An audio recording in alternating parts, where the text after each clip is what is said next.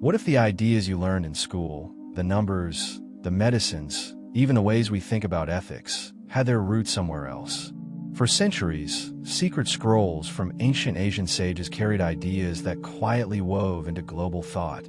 The zero that makes modern computing possible, algorithmic thinking that prefigured computers, and holistic medical systems that still influence us today. Let's uncover the hidden lineage. By secret scrolls, I don't mean conspiracy.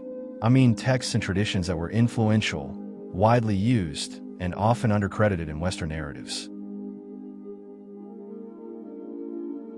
Across the Indian subcontinent, China, and beyond, thinkers systematized numbers, observation, and care. They wrote methods for calculation, mapped the sky, and assembled medical compendia. Trade routes, translation centers, and centuries of cultural exchange spread these ideas. Today we rely on their discoveries, often without tracing the line back past a famous Western name. This video will show concrete examples and how those ideas still shape the modern world. First, numbers. The place value decimal system and the symbol for zero emerged in South Asia and spread westwards. Without them, modern arithmetic and finance would be unrecognizable. Next, algorithms. Long before silicon chips, ancient Chinese texts recorded step-by-step procedures for solving problems, from surveying fields to solving equations. That procedural thinking is the ancestor of today's algorithms. These weren't isolated breakthroughs. They fueled improvements in navigation, engineering, taxation, and trade.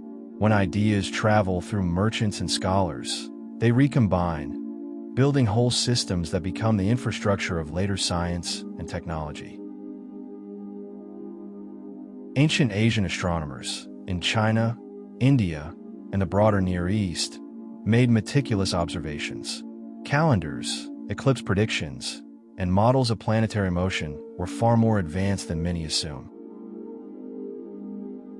At the same time, medical systems like Ayurveda and traditional Chinese medicine compiled centuries of empirical observation into coherent theories.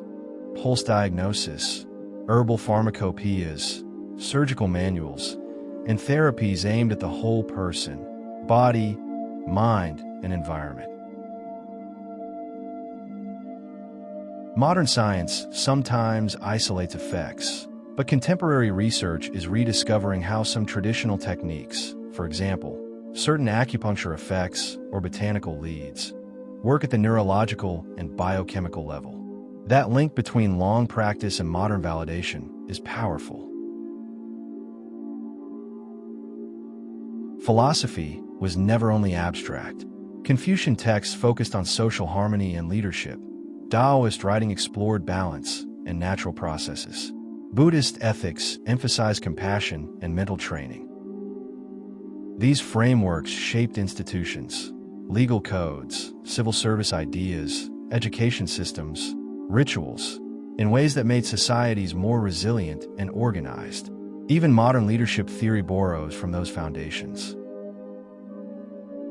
The takeaway: these philosophical systems offered practical tools for governance and well-being, and their influence echoes into modern policy, education, and conversations about mental health. From the microprocessor to mindfulness apps, the lineage is complex but traceable.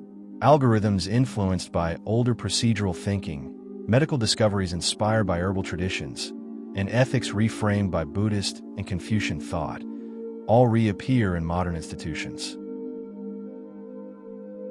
The core point isn't to erase famous figures, it's to place them in a global tapestry. Recognizing these roots enriches our understanding of how knowledge grows across borders, languages, and centuries. Reclaiming the history means honoring the global process of intellectual exchange. It invites us to learn from diverse traditions and to ask better questions about where our ideas really come from. If this surprised you, dig a little deeper. Read translations of original texts, Watch specialists explain methods, and follow the primary sources.